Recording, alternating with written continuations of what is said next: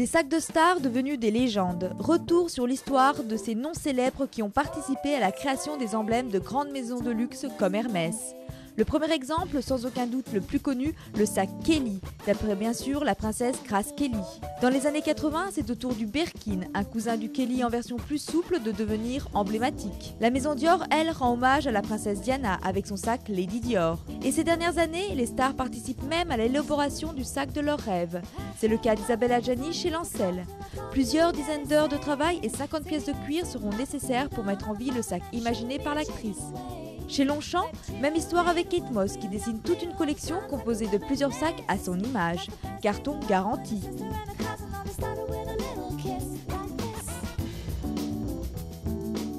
C'est au tour de Catherine Deneuve de demander sa version du sac chez Roger Vivier. C'est un sac avec plein de poches et plein d'ouvertures. Et c'est Catherine Deneuve qui nous a demandé ce sac en disant qu'elle ne trouvait jamais un sac qui ne soit pas trop gros mais dans lequel elle puisse mettre toutes ses affaires et qu'elle puisse les trouver facilement.